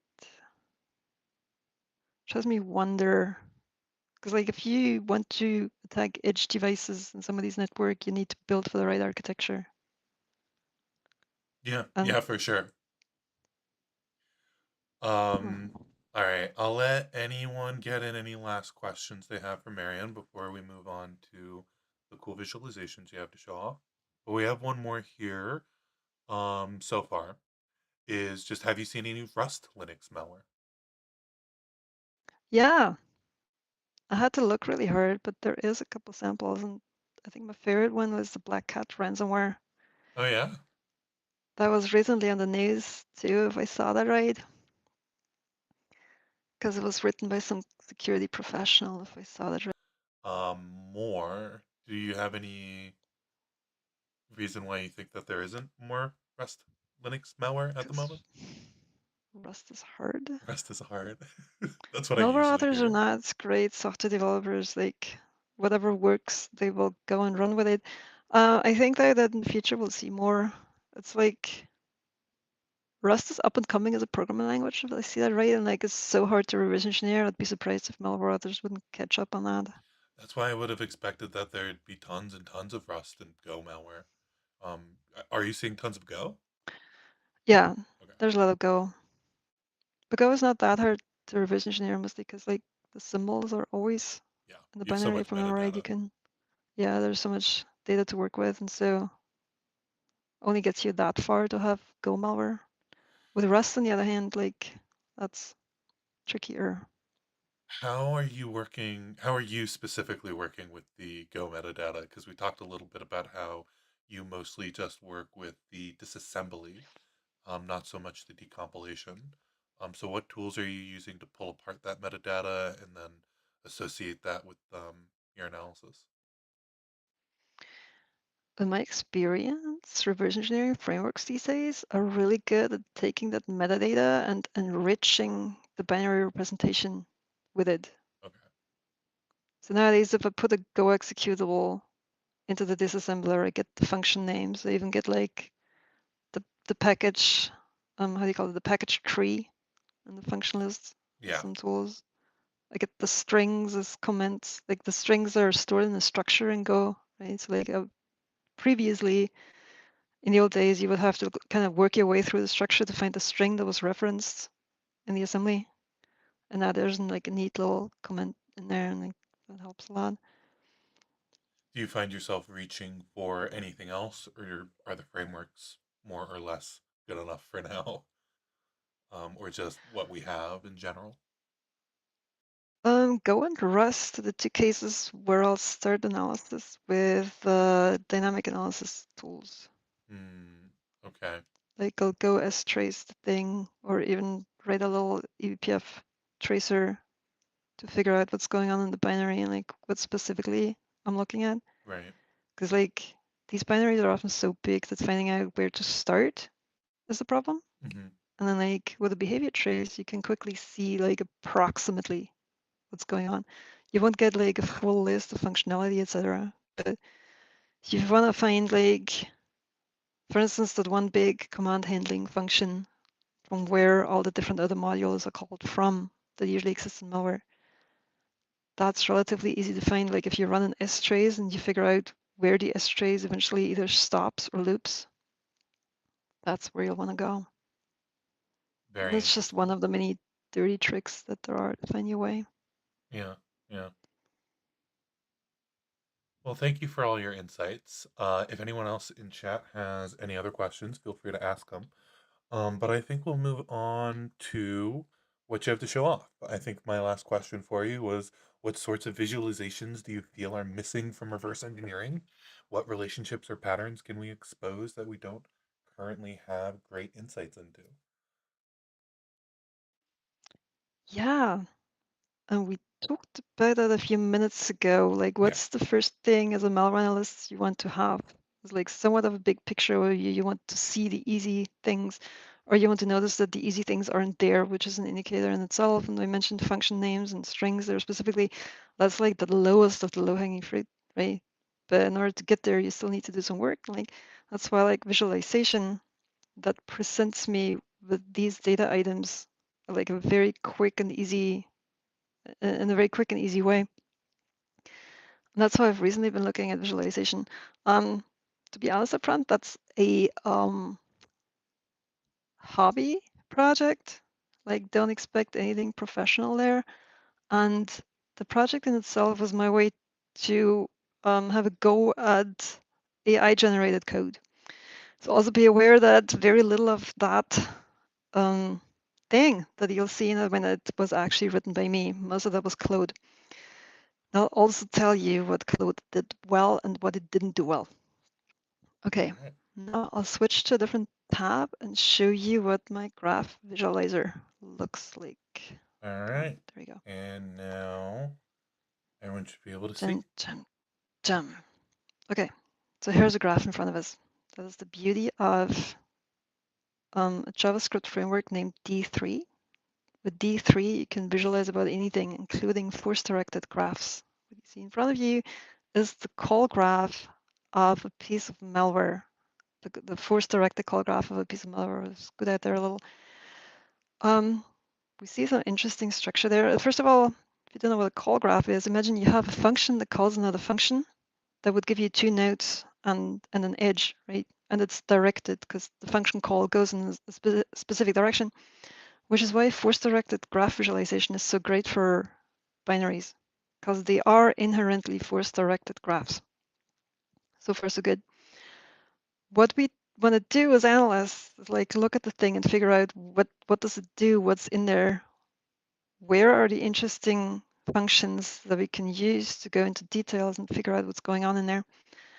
And that's why actually a long time ago, like more than 10 years ago, I started trying to visualize binaries as these force-directed graph structures. Back in the day, I was working with a disassembly framework called Radari 2. Radari 2 is a wonderful project with a lot of bugs. But at the time, I really wanted to just learn how the tool works Yeah. and learn how to navigate my way through a binary. And it was an amazing learning experience. Like I learned what tail calls are, Mm, for instance. Like when you ever come across that as a problem, I learned a lot about indirect calls. Like how do you create a call graph if you don't have a call? Right? You yeah. need to figure out that there's a different reference in the function. And at the time, like neither Adara nor I think the other frameworks that there were had a good way to just like easily get to the information. So I was spending a lot of time walking through the disassembly and figuring out how to gather those references out of the code, etc. Okay, fast forward 10 years. I haven't mentioned that yet. I used to be a corporate employee until February, and I quit my job in February, which is great. And now I can Congratulations. do all the fun projects that I ever wanted to work on. And that's why I'm back in visualization.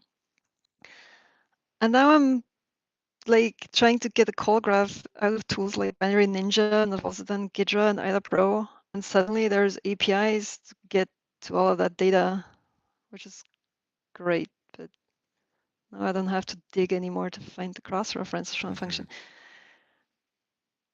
So I learned that. Anyway, as mentioned, like most of the code was written by Claude. Turns out Claude is really good at writing D3 JavaScript to get a graph like this. By the way, the graph is interactive. Like there's highlighting. Yeah, it looks Go over a beautiful node. here. We've got a couple nodes here, it looks like, with some pretty high out degrees. Those look to be, are the Mhm. nodes themselves bigger if they have more edges? Correct. So about that graph, the size of the node, sorry, the size of the node depicts the function size, Oh, and the okay. color of the node, the out degree. I see. I should have mentioned that. And so, yeah, you look at that graph. This is all the functions, the nodes here, and the lines are edges. And like you can pick out the biggest functions and the ones with the biggest out degree just based on the colors and um, Yeah, and being able to the correlate size. size and out degree is important. Do you want to elaborate on why? Yeah, that's the functions where most stuff is happening, to put it simple. Like Yeah. if you have a main function, your average application developer, they won't be very good at like modular development. They'll have a function and that controls the behavior of the application from top to bottom. And as a malware analyst, that's usually the function you're looking for first. In our case here, this is a Symbiote piece of malware, one of the samples that Mm. are associated with the Symbiote malware family. And in there, like the green one over here, is it just, by the way, you click on the node and you get this little pop-up. And then there we have the edges of the function, different metadata, and then also all the functions that are being called from that function, the whole list, and the reference strings from that function. It gets me back to like Mm. function Oh, that's names awesome. and strings give us a lot of information. It's like, yeah, from the size and the color, we see that this is the main function, but then there's also this one over here, the yellow one, and I haven't actually revisioned the sample, but Yeah, let's which just isn't right click actually even here. called by main. No, Curious. no, the sample was stripped, but is dynamically linked if I remember right, because we have library function names in here. Right. I'm also And then we also noticing a have these couple strings. very small functions with lots of outgoing edges, like the one sort of near the top of the screen there. And what that would indicate to me, just below your cursor there, yeah, that one looks like it's called by a ton of things. That would indicate to me potentially like a logging function because it's really simple, but it's called everywhere. Correct. Correct. There's something misleading about these graphs is that functions that are called a lot might be something interesting. Usually that's like your stack check function Hmm. or the free function or the logging function, as you say. Those are the ones with the highest in degree. By the way, the in degree is something that's not visualized in these graphs, which is why That's this is a an very tiny, interesting point. Yeah. not so important function. I have different versions of this visualization thing. And like in one of the versions, there is a color difference between called and calling Hmm. edges. what you see in here, there's like these red lines in the back. Those are references. Like those are functions that are referenced but not directly called, Oh, which is sometimes interesting. interesting. If you have like a function that has a lot of indirect references, that is oftentimes something to look at. Have Let me you put played this around one down much with here. inserting your own references or deleting nodes? Like if you wanted to remove malloc from the graph, just to would that improve the results, or have you seen what that looks like? That's an interesting that you mentioned that. Like I've done that in the past with the Radari 2 graphs to Yeah. take known library functions and take them out of the graph structure, but put them in as like, I'll show you here, called functions. Because Mm-hmm. that's really what you're interested in, like what's happening in the function. Mm-hmm. But you don't have to have that all like structure here. It doesn't have to be a node in the graph. And that's a way to prune these graphs. And like that brings me to another point, like visualization only makes so much sense depending on what you want to learn about the sample in front of you. And like this is your average C code base, what you see in front of you. If you take like a Go sample, your graph will explode. Like Mm. it'll be huge. Mm-hmm. The same goes for Rust. Yeah. And so like with those binaries, it's really important to prune the graph into the shape of what you want to see, which usually would be like the application code, like what the author wrote themselves, what's under the main package, as opposed to like having the entire Go runtime in the graph. That just doesn't make sense. Right. Very interesting. Um, yeah, I'm noticing your controls Some over here. controls. Yeah, You can change the they're fun to scale, you play can with. change the distance. Oh yeah, okay, being able to spread things out or bring them closer together. Yeah, right. I mean, that takes a lot of compute out of your browser. But so if you modify the graph, you are able to see subgraphs in the visualization. So for instance, we see like the bubble down here, kind of like a bubble Oh over wow, yeah. here, and the bubble up there. Like that's definitely something else. I have no idea what's going on there, but that's a library or something that was linked into that binary, which is called on these 2 Yeah. points of interaction down here. It's really interesting to see that it is literally loosely connected to the rest of the graph. And it's being pushed out like that. I've wanted to play Yeah, with for sure. gravity like this for a while, because I've thought it would be interesting to be able to visualize clusters of nodes that are working with each other tightly, versus you know different modules. It's actually surprising to me in that last graph that there weren't more like isolated subgraphs in it. Um, yeah, like this is the fact that there's Yeah, only like two graphs it's here like is interesting. this is like one of the symbiote pieces, and initially Okay. I was told that Symbiote is one of the most complex Linux malwares to date. And like you look at the graph and you're like, where? Yeah, that's really funny. Um, I haven't reverse engineered from top to bottom, but I think this is the sample that came with symbols. Yeah, Mm. they didn't even strip the symbols off this one. But then you see like, it looks like math to me. Like this subgraph up here, like invert, reduce. I haven't spent too much time What tells in you those that? binaries either, but like What feeds that's your to intuition do with for math. that? That it's yeah, that it's math. The function names, Oh, okay. Oh yeah, yeah. pow, Fe pow. Fair sq, enough. mul. Sorry, yeah, I should have mentioned that. I mean, I I just go from didn't the function names, as you notice. said. Yeah.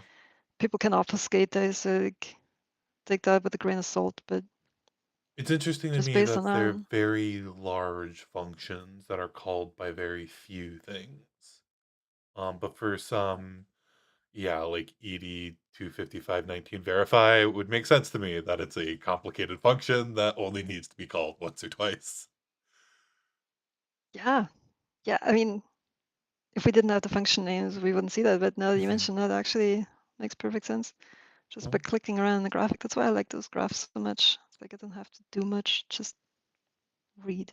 Exactly, yeah. You get a lot of information, a lot of intuition for how the binary is working just by seeing the relationships among functions. And I love that you have the function size as part of the visualization here as well.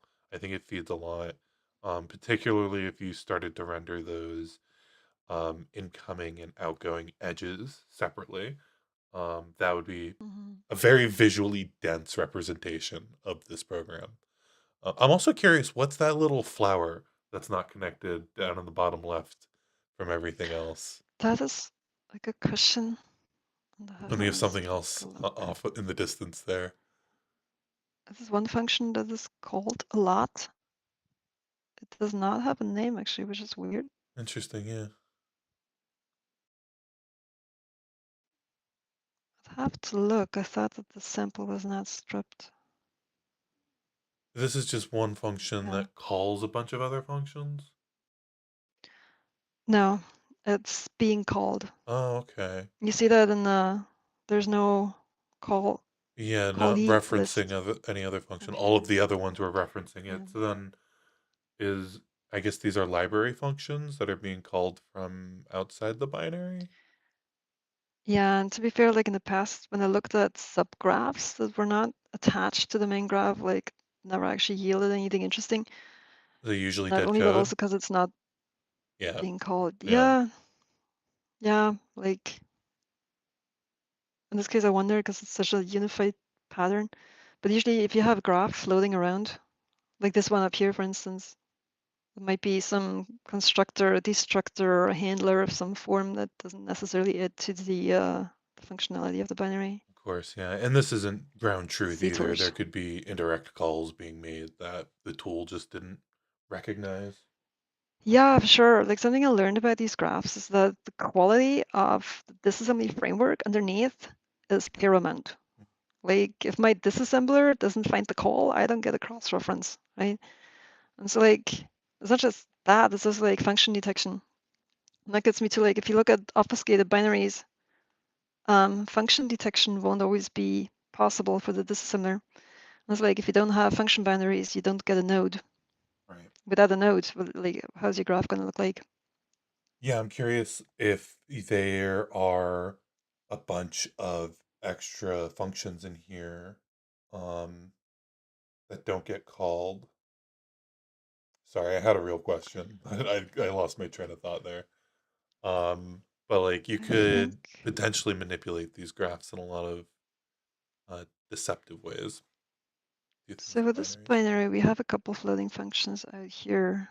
If the function is not attached to the graph, the visualization would still pick it up, Right. but it doesn't answer whether the disassembler found it. Yeah, what I was going to say is that if linear sweep, for example, goes off the rails and identifies a bunch of fake functions, what that would Mhm. look like in one of these graphs. Do they appear as clusters of nodes that call into each other? Do they appear as singleton functions that don't call into Uh, anything else because they're garbage? it's an interesting question. So actually something I noticed, I have the same script for IDA, for instance. And the other day I graphed a malware sample in IDA, and then I graphed it with Binary Ninja. All And right. Binary Ninja had close to 1,000 more functions Interesting. than the Were other one. you able to check if those were false positives or true positives? I haven't looked in All detail right. yet. Like, to be honest, I put most of this together this week. Um, Well, just being able to compare the different tools and see the different, like, I guess function identification is one thing, but just the different patterns they result in because of that mhm. function Well, something I've seen in matching. the past is that there seems to be a difference between Binary Ninja and IDA Pro and how they handle thunks, Mm-hmm. like exception handler thunks, for instance, Mm-hmm. which will be a basic block in IDA Pro, Mm-hmm. and I think recognized as a function. Binja and Ghidra, I forgot like what exactly I was looking for there, but it wasn't a bug in itself, Just how we the discrepancy treat of. things differently. Mhm. Yeah, that makes sense. I know in Binja everything's a function, and if you want decompilation or disassembly for something, just quickly make a function. There is now Mhm. continued disassembly, but IDA is a little more flexible with that in some ways and less flexible in others. The fact that it's just a random basic block is interesting to me, that it doesn't live inside of a function. Yeah, like honestly, for analysts, it's a bit confusing. It's just like floating thunk. Yeah, yeah. Uh, in some ways, though, what is a thunk but a floating, just basic block? Yeah, for sure. I You mean, could argue there's it's a only so function. many ways. Yeah. Mhm. I wonder if you could sort of refine function identification results. I guess yeah, that's not an outlandish thing to claim. That you could almost certainly design an algorithm that takes a look at these results here and is able to eliminate functions it identifies based on just if they're not called, or potentially they create their own cluster. You can eliminate clusters of functions from your disassembler. Honestly, in Binja, if we had this visualization and I saw all those functions that only reference one function, I'd probably just undefine that cluster of functions, Mhm. as Yeah, you that were could make saying. sense. Yeah. And something I've been thinking about using those graphs for is library code detection. Like, say Yeah. you have a call graph where they're directed, right? We know where the calls go, and say Hmm. you have a subgraph that only has incoming edges but no outgoing edges. But then you have edges amongst each other in that subgraph. Like finding that delimiter or where the direction of the edges changes would show you where the library code lives. That's interesting. I've often thought about this with classes, identifying modules and identifying public and private interfaces. Mhm. Same exact problem, I think, as the library problem, just at a different scale. Interesting. Oh, because you can identify, like right here, we've got the public interface for everything in the top left, which is, Mm. um, yeah, and then all the internal functions that that one external function called. So that looks to me that would probably be that probably isn't a constructor. I would expect to see more edges, but being able to identify those entry points, I like that one over there Yeah. as well. Honestly, can't tell you what do global CTOR's auxiliary does. Yeah, Gene storage frame dummy. That looks like libc actually. yeah, Like and it's setup. probably just missing the reference over to main. It's probably calling main. I looks like. Bman. That makes sense. Yeah, yeah, interesting. Init get environment set gid. Yeah, that's the runtime. Yeah, I love this. I love being able to look at a binary like this. It's fun just to click around and see what the different methods you're looking at are. Hidden proc. There is like what was the one I had earlier? The keylogger. Yeah, It's keylogger a is an functional state interesting keylogger. one. It's interesting to me that it's called from so many locations. I probably would, or well, we don't necessarily. You're not visualizing the direction of the edges, so it could be calling out to, and it is calling a bunch of functions there. It's a good idea for future to actually look at what's incoming and outgoing. Yeah, and again, I have different version of this visualization. My JavaScript sucks. So like, Yeah, just create a new file and make the modification and bushwhack my way to functionality. yeah. I mean, coding with AIs is fun. I know that next week with Tim, we'll be talking about that a bit more. He's bought into it significantly. But I played around with it a little bit. I find it's useful for if I'm not familiar with a API or a library I haven't used before. It's really good at usually not hallucinating APIs and telling me how to use them. So like really little snippets of things, but then also frameworking. Um, Giving me a Mm. boilerplate to work off of. It can sort of set things up for me, and then I can go in and either ask it to do those smaller tasks or just do them myself. I've had some luck with that. Yeah, for sure. I can see how AI code generation is useful. Hmm. I think in the future I'll only use it for stuff that I already know, Yeah. because I definitely am hurting because of the things I didn't learn, Hmm. because I didn't write this myself. So now I have functioning call graph extraction and binary ninja, but I still don't know the API, and that's something I'll want to know myself. Yeah, and I mentioned this to you before stream, but in talking to a lot of reverse engineers about their use of LLMs, I've often heard that they don't like using them because they need to read the code to figure out what it actually does. And it's funny to me that reverse engineers are a little bit potentially hesitant to read code to figure out what it does. But this graph you just brought up looks really interesting to me. I like the red Eye of Sauron in the bottom right. Yeah, that's all indirect references. Oh, interesting, interesting. That's why they're red. Who are you? Sub E020, that's not helpful. This is LD, is the Linux linker, Oh, interesting. loader, Okay. sorry, loader and runtime linker. Yeah, I just wanted to see what a regular binary looks like. Let's make this Being able bigger. to adjust the node size there is really interesting. It actually seems useful, especially for these bigger graphs. You need to Mhm. just change the scale, play around with the gravity a bit. Yeah, like if you tear them apart further, the nodes get really small. And so like if you make the nodes bigger, then the relation kind of sticks. And why I like to tear them apart is because you start seeing subgraphs. There's like this dense line here in the middle, but then we have this piece out here, and then we have this one thing out here where we have this one bigger function that does something. Like granted, like I don't necessarily know what to do with the loader, but I think that there are different algorithms for laying out these graphs as well. You might be able to mhm. play with different layouts to, for example, better visualize modules versus other types of relationships. Yeah, for sure. Um, There's like, yeah, I mean, call graphs are good to visualize also top down, like as a yeah, tree, because you see like which function calls which function. Granted, if they're really big, like it gets very confusing, just like these graphs.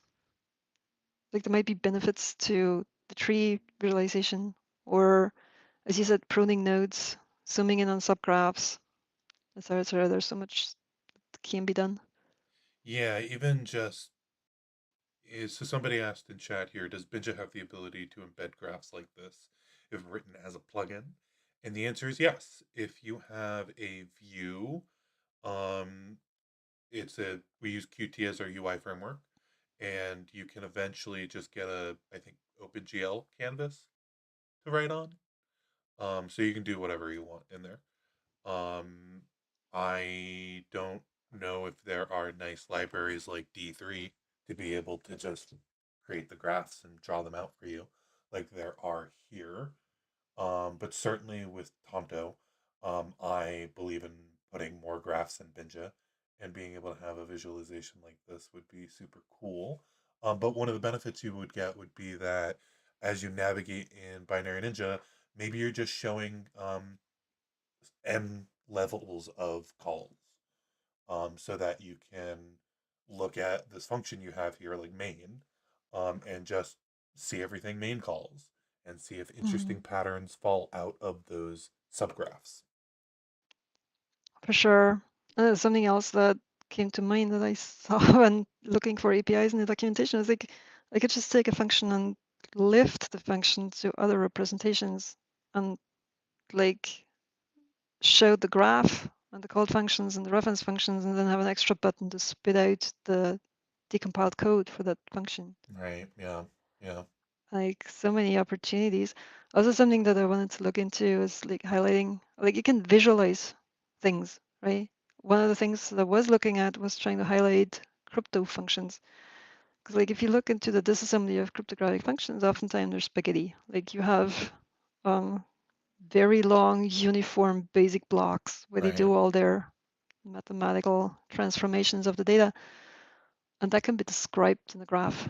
It's like you can highlight functions that look like they're doing crypto. Yeah. And if we can do that, can I highlight bug patterns? Can I highlight vulnerable functions? I mean, yeah, you can. Just a simple answer.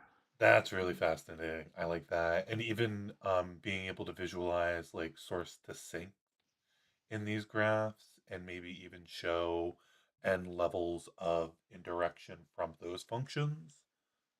Mhm. That would be really cool. I, for a long time, have thought about a sort of just highlight manager. You mentioned that one of the most useful features in disassemblers when it first came out was being able to highlight all instances of a register. Mhm. So basically, similar things for call graphs, maybe. Highlight all, as you mentioned, cryptographic functions. Highlight all functions that interact with the disk. Highlight all functions that interact with the network, and show those all as different colors, potentially. That would be really, really cool, being able to visualize Yeah, those like oh my god, relationships. data flow highlights.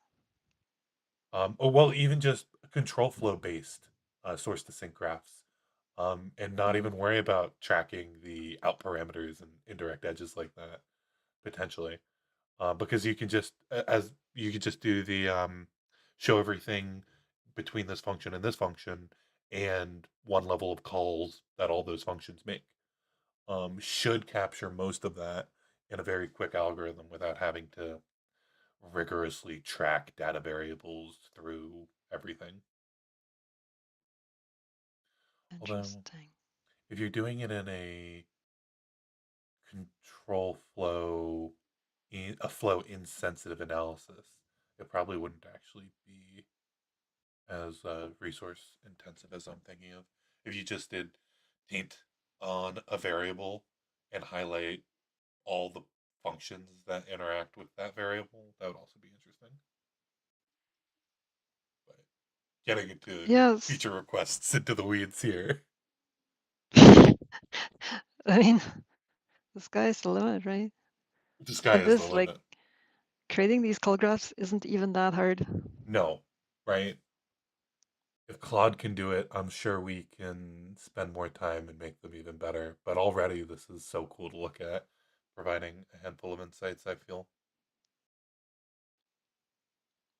Yeah, I had a lot of fun creating those, and again, it's my pet peeve because visualizations themselves are just so pleasing. Like, why wouldn't you want to look at the binary that looks like a wallpaper? Honestly, yeah. We spend so much time in our reversing tools, they might as well look good. They Mhm. might as well have fun.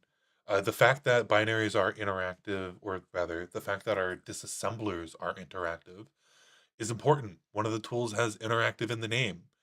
So being able to click functions and see their edges, being able to change the node size, the gravity between nodes, all that stuff, I view as genuine decompiler features that are helpful for people. Help you understand I the would think so, semantics of yeah. the program. Yeah, and as you already said, there's so much more that we could visualize. Like, it's not just for vulnerability research, like as a malware analyst, Yeah, most of what we do is also following data through the binary. right. Hmm, Being able to I'll see think where about that. those are all used.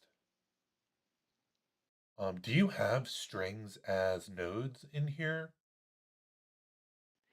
for those No? references? Okay. You could Be- make all sorts of things just features in this graph as well. You could throw data variables in here. You could do a lot, and really, as we said, the sky's the limit. Mhm. Was there anything else you wanted to show us with this, or any other insights you had to share? And any questions Well, from it's really chat? work in progress. I think that's it about the grasshopper. I'm gonna publish this code pretty soon. I'm not in any way emotionally attached to that code since I didn't write it. Mm-hmm. And so like if other people want to pick it up and use it for their own purposes, feel free to do so. All right. I'm gonna switch back to our face cams for everyone.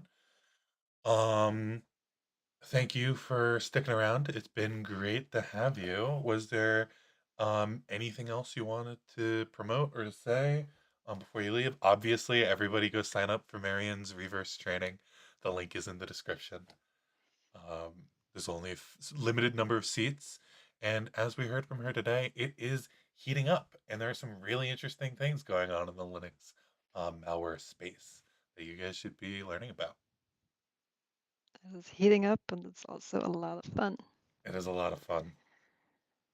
There's a All right. lot that's happening in the Linux malware world that's highly entertaining. Well, I'll have to leave that as a cliffhanger for people. They'll have to sign up for your class to find out what. Correct. All right. Well, thank you very much. I'm gonna close up here. They can't actually hear you anymore, so if you want to drop off, you can. But thank you for being here. Thank you everyone who was able to join the stream today. I really appreciate you guys sticking around for the whole stream. Come back next week. We're going to do another back-to-back-to-back, week-to-week-to-week stream. That's going to be with Tim B. He's teaching the software de-obfuscation technique class at Reverse, and we'll do a similar little setup to what we did today. I'll have similar sort of questions for Tim. Actually, a lot of the same questions for Tim. Have a nice discussion about that. You guys will be able to ask him any questions you want to ask. Listen in on that discussion, and show off anything he wants to show off as well. But with that, I'm going to wrap things up. Thank you guys. It's been a great stream, and I will see you next time. Where's my outro? I gotta click it over here. Bye, everyone. See you later.